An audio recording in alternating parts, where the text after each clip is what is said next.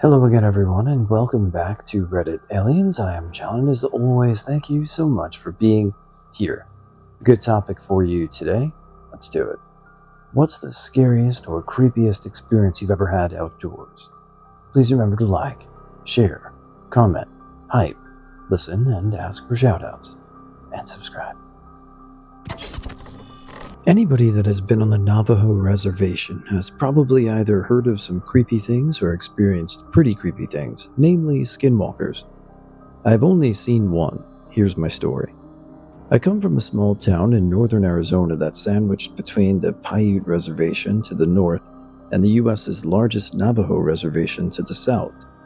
My high school being so small, a 1A high school that has on average 80 students enrolled every year, always had to travel south about 5 to 10 hours one way to play another high school in any sport. This means that we traveled a lot on the Navajo reservation, and we also usually stayed at hotels when we would head out to play and come home in the morning, but this trip was a little bit different. I remember the basketball coach saying that the school didn't have enough money to put up the teams in a hotel that trip, so we were going to be on the road for a total of about 12 hours. I was the only male senior to play basketball that season. We had just gotten done playing our game and headed home on our bus, Big Blue. We were headed out, and it wasn't long, about 2 hours of driving, before we had entered the res. By this time, everyone was asleep, with it being about 2 in the morning. When we had crossed the res's border, I noticed the bus driver had sped up and was now going about 85 mph. I thought this was a little weird because he never exceeded the speed limit, at least not in my high school career. For some reason, I couldn't fall asleep like the rest of my teammates, and I just sat at the back of the bus, staring out across the desolate desert landscape that was lit up by the full moon. As I looked out, I could see a figure running toward the bus at an angle of pursuit, and keeping up with the bus at 85 mph. As the figure got closer, I saw that it was a humanoid form. As a matter of fact, it looked exactly like a human, only that the face was painted half black and half white with glowing eyes like a rabbit's eyes reflecting light from a spotlight. I immediately thought, holy crap, it's a skinwalker. The skinwalker ran up to the edge of the road and just kept up pace with the bus, hurdling sagebrush and rocks while staring at me. After I made eye contact with the thing, I could not look away. It was as if something was holding my head and eyes in place. The skinwalker just smiled at me with this inhuman smile that went ear to ear, showing crooked, yellow, pointed teeth. I felt like I was going to throw up, and I was panicking through the whole ordeal. The skinwalker started to crumple down onto all fours, still keeping up with the bus. I could see his bones crack and reform. Hair started appearing all over the skinwalker's body, and in about 3 seconds, it was now a coyote, and it ran off back into the desert out of view. As soon as it was gone, I ran to the onboard bathroom and puked a mixture of food and blood. I didn't want to tell anyone for fear they would think I was crazy. I confided in my Navajo friend. She told me that I needed to see the chief, who also happened to be a friend of mine, and get a blessing. I saw him the next school day in the parking lot. He just came up to me and mumbled something in Navajo while waving a feathered scepter and drove away. To this day, I haven't seen another skinwalker. It might be due to the fact I moved away from that town in res, and if I do have to go south, I go around. Way around. A year after high school, my best friend was killed in a car accident. I would visit his grave on occasion and just sit there and think about things. The cemetery is outside of town and isolated, with some nice groves of trees and such. It is a rural area. I was off at college, so I didn't get back too often, but about a year later I came back and wanted to visit. It was late afternoon when I got there, and I was just sitting there thinking about life and such.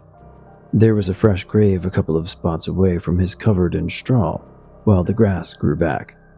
As I sat there, the sun started to set, and I was watching the sunset and actually enjoying the quiet and the view. I heard something moving and looked around. I noticed the straw on the fresh grave move a little bit. At first, I thought it was just my eyes playing a trick on me, the shadows moving in the setting sun kind of thing. It moved again, and this time I knew it wasn't my imagination. I stood up and stared at the spot intently. I thought to myself, this is not real, as visions of old horror movies started going through my head. Suddenly, the straw exploded up into the air. I jumped. I have no idea what I said, but up out of the exploding straw, I saw a chipmunk flying through the air. It landed on the ground and took off running. I stood there for a moment with my heart racing and thought to myself, I wish I had a gun right now because that would be one dead chipmunk. A couple of years ago, two friends and I, we'll call them D and J, went to a place called Look Rock. It's a concrete observation tower at the top of Chilhowee Mountain in Blount County, Tennessee. To get to the tower, you park in a small pull-off, then walk a paved trail half a mile up the mountain. I've been up to this tower many times, and there's usually some kind of energy in the air. You can't see it, but you can feel it. It's like the woods themselves have acquired sentience, and they're just barely tolerating your presence. Anyway, this particular trip was eerily quiet. Typically in the woods, you can hear woodsy sounds, cicadas, wind rustling in the trees, the occasional animal, but this night was silent. Going back to my simile, it's like the sentient woods were terrified of something and were paralyzed with fear. The trip up the mountain was uneventful, apart from the general air of creepiness. We went up to the tower and shot the proverbial shit for a couple of hours. Finally, around 3-ish, we decided it was time to wrap it up. We began the trip back down. At the base of the tower, there were a couple of flattish boulders about 6 feet or so in diameter, placed as a decoration. What I saw on the boulder was the start of a terrifying night. Nobody else in my group noticed, but squatting on the boulder was a solid black form, about 4 to 5 feet tall with deeply glowing red eyes. It stared at us for a second, then vanished into thin air. Assuming my eyes were just fucking with me, I reluctantly carried on past the boulders. The feeling of uneasiness followed us up until about 30% point. On this trail, there's a point where the trail turns 90 degrees to the right when going back down. The trail you're walking on continues forward, but it's just an ATV access for the rangers. This is in the Smoky Mountains National Park. About 20 feet or so before the turn, I noticed an extra pair of footsteps. There were only 3 of us, but 4 sets of footsteps. I stopped and looked, and right behind Jay was a 7-foot-tallish heat distortion, like when you look over a flaming grill on a summer day. It was vaguely human-shaped, as with the form on the boulder. After looking at it for a few seconds, it vanished. At this point, we double-timed it back to the car. They hadn't seen it, but they felt it. Halfway down the trail, there's a spot where one tree had fallen into the split trunk of another tree, so it formed a kind of triangle against the ground. At the top of the triangle, the same crouched black form with deep red eyes. Again, it vanished after looking at it. We made it back down to the truck, everything in our minds screaming, "Run!" We did about 90 down the Foothills Parkway until we made it back to the highway. From there, the trip was uneventful. We dropped Jay off at his house and proceeded to Dee's house about 15 minutes away. As I was pulling out of Dee's driveway, his phone rang. He answered it, turned pale, and flagged me down. Something had happened at Jay's house. We booked it back to Jay's, where we found every light in his house on. We went in and found him in bed with a Bible in one hand and a .45 in the other. Jay's bedroom faces a streetlight. Also in his room, he had a nightlight, a clock, and a stereo, all of which keep his room fairly well lit. He went to bed, and then the room had suddenly gone dark. He could still see the streetlight, the clock, the stereo, etc., and they were still on, but they cast no glow into the room. He said he couldn't even see his hand in front of his face. He went on to say that Something had put its hand on his throat and growled in his face, then left. By the time we got there, it had already left. Just to be sure, we'd lined the doors and windows with salt. I'd read somewhere that salt kept stuff away. We never heard from the thing again. To this day, I have no idea what it was, but it's what I picture when someone uses the word imp. We've been back to the tower several times since, but it's never been the same. The woods have always seemed quiet and afraid. I and my mates were about 14 to 15 and slept alone in a tent in a small forest, and then left the tent with our stuff in there to go get pizza from the little village they all lived in. We then came back to the tent, and one of the friends found a knife right by the opening, and another friend said that he'd seen it before we left and thought it was nothing. That was a lie. We were obviously really scared and didn't enter any of the 3 separate compartments in the tent. Just sat there and waited to see if we would hear anything. A couple of minutes went by, and we decided it was nothing and started entering the compartments. Right when I had pulled down the zipper of our compartment, about halfway, a man screamed while jumping out of the compartment. That man was my friend's dad. The knife was a plastic toy knife with fake blood on it. I was so scared that I nearly shat myself. It's by far the scariest thing I've experienced to this day. I and my friends thought it would be a great idea to share a few drinks on the side of a dark and unfrequented mountain road at 2 a.m, when everyone should be asleep and no one would bother our drunken boisterousness. Where I grew up, it is very common to go around on motorcycles, not the speedy racing types, but the more commercial 150cc variety. It is also very common to ride these motorcycles without helmets, and the weather usually calls for just a light windbreaker, even on very dark nights on lonely roads, such as the one we were on. After distancing ourselves sufficiently from civilization as it was, we parked by the side of the road under a tree. I should mention there was a dim glow emanating from the moon, and our eyes quickly adjusted to the darkness enough to see each other. Another thing worth mentioning is that this road led to an army encampment several kilometers away. So the only sort of people that would potentially drive by us were tough army folk. It was now 10 minutes past drunk, and we were having a good time when we saw headlights creeping up toward us. We ignored them because we were well sheltered from the pavement, sitting under a large tree whose branches grew wide and provided a good deal of cover. The headlights belonged to a Jeep that zoomed past us only to suddenly come to a halt. They see us. This was terrifying because here we were, drunk as college students usually are, on bikes without helmets at 3 a.m. on a winding mountain road. But our fear was slightly alleviated as the car drove away. Still, why stop at all? Dude probably saw there were 4 of us and one of him. Loser. We joked to ourselves. Some more time passes, and a second pair of headlights belonging to another car drives by us, stops, and books it. At this point, we were getting more and more sober, and more worried. So we decide to call it a night and head home. We get on our bikes and start riding back when one of us realizes he left his backpack under the tree. So we turn around to cover those 3 to 4 kilometers to where we were. As we approach the tree, the backpack owner dismounts while we turn the bikes around. One of our headlights sweeps an intensely bright beam across the branches of the tree. As it points to the branches just above where we were sitting, in a flash we witness, illuminated in stark contrast to the background darkness, a human body hanging by a rope. Now we know why they stopped and drove on.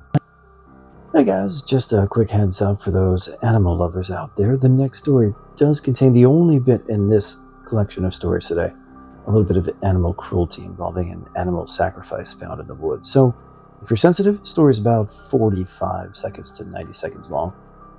So yeah, just want to say that. Otherwise, I hope everyone is doing well, cruising through the week already. It's flying by. It's already Thursday.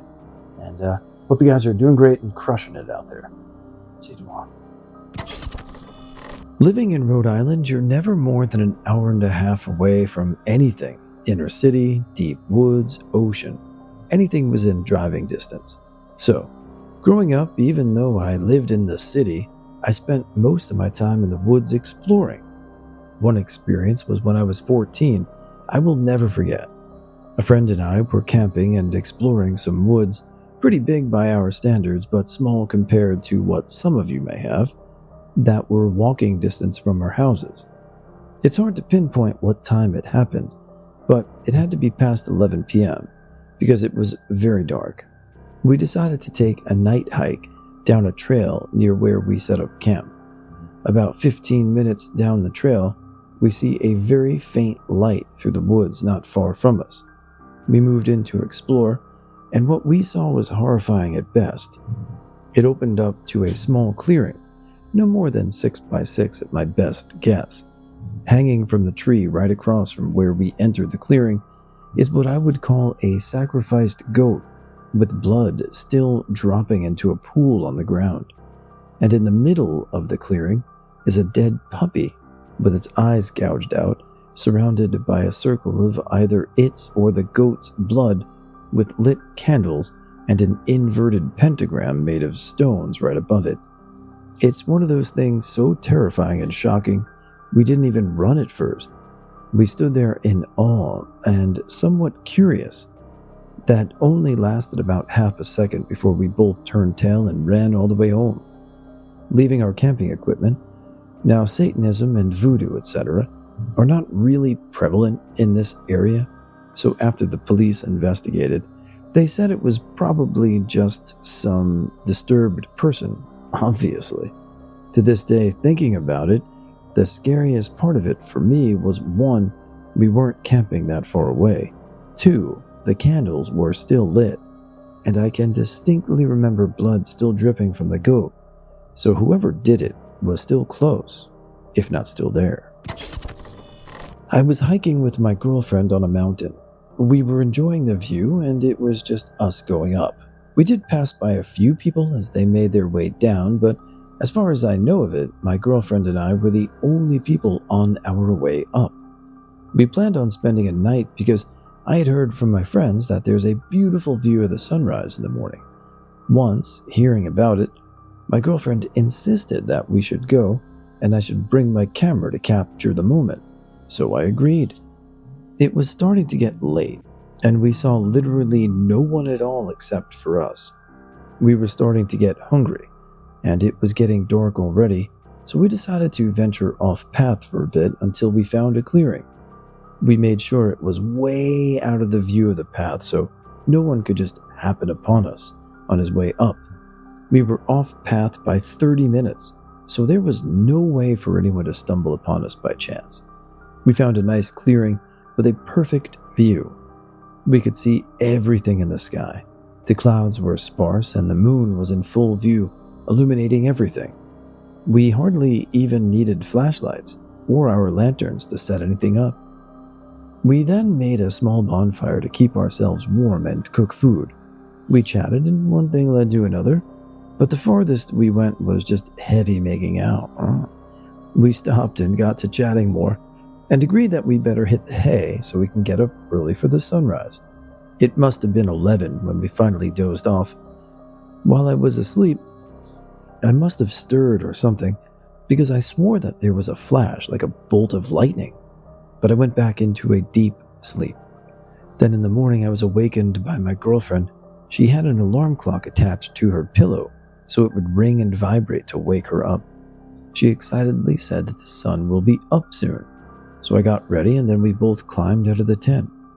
The first thing I noticed was that the ground wasn't wet, but I quickly concluded that it must have been a passing cloud or something. The sun rose and it was beautiful. I quickly got my camera and started taking a few pictures of it. The camera did it no justice, but I tried my best at capturing the beauty of it. After spending another hour or so admiring and eating our breakfast, we packed up and went on our way. It wasn't until we got back into my car when my girlfriend asked for my camera so she could look at some of the pictures of the sunrise. She was happily flipping through it. Then I saw her smile slowly fade away, so I asked, "What's the matter?" "Look," she whispered at me as she turned the camera to me. I grabbed the camera and looked. It was a picture of both of us sleeping. Someone actually went into our tent, took the camera out of my book bag, took a picture of us, put the camera back in, and zipped our tent back up. A group of 5 of us went fishing at Promontory in Estacada, Oregon. Did some drinking and smoking while fishing, and at the end of the day, we were feeling pretty good. The sun had set, and we were the last ones to pack up. We're standing next to the truck parked next to the road, bullshitting, telling jokes, having a good laugh. Then we hear a car from far away. The car sounded like shit, and you could hear exactly where it was on the road. It's getting closer, and one of us has the bright idea to moon them as they drive by. As they drive by, a friend drops trowel and gives him a full moon. None of us expected what happened next. The guy spins out of control, loses it in the ditch, and the car is all f***ed up. We all start running over to see if he's okay. We get about halfway to the car when he gets out saying, "So y'all like showing your ass, do ya?" Kind of like in Deliverance accent. And then we hear the unmistakable click-click of a gun being cocked. We turned our tracks and hauled ass back to the truck and sped off at 90 miles per hour. When we finally got cell reception, we called the cops and had to wait at a convenience store for them. Shortly after that, we hear a car coming from the same direction we just came from. It wasn't the same guy, but another person that had stopped to help. He was an army guy on leave and said he normally didn't take any but that crazy in the car had pulled a gun on the guy too. He was kind of shaken up too. He was told to go to the same spot as us and wait. The cops came, took our story, and told us to go on home. That was the day we learned rednecks can't take a joke and will flip batshit crazy and try to shoot your ass. When I was a kid, I was in Scouts, about 7 years old maybe, and we were on a trip for the weekend. We were in the middle of nowhere in rural Ireland, and we were staying in a really old monastery. When we were getting the tour around, they told us some really scary shit, which I still don't know if it was true. They told us about murders and suicides. They showed us places where supposedly the monks would hang themselves, places where candles used to be for light that were broken off. They told us these were failed attempts. Anyway, the place was really scary and creepy. They brought us to the graveyard on the last night to tell ghost stories. It was about a 10-minute walk away. This was scary enough, and everyone was pretty scared. On the walk home, it was pitch black, and we all had our torches out. We could see headlights in the distance, weird for 3 a.m. in the middle of nowhere. One of the monks was at the front, and he started screaming at everyone to jump over the ditch or water drain and to turn off our torches, so we did. The car got closer, and we were all shooting it big time. The monk was the only one with his torch on, and was standing in the middle of the group. I was a bit ahead of him. The lights got closer, and I could see it was a van, and it was slowing down. There was a big metal cage-type thing sticking out of the back of it with no top on it, full of sheep and 2 men with balaclavas, one with a shotgun, and the other with what looked like a machine gun. We were like 7 to 12, and all so scared, and some people were crying. One of the men jumped out, and the monk walked over, and they talked and kind of argued. They drove off, and the monk said in a panic we had to rush back to the monastery. We walked back to the terrifying monastery, all in silence apart from crying. We weren't told anything else, just sent to bed. That was definitely one of the scarier things I've experienced. Although rural Ireland is a very creepy place, this was different, genuine fear. Never found out what it was truly about. I was on a canoe trip in Canada, in a very remote part of the Boundary Waters.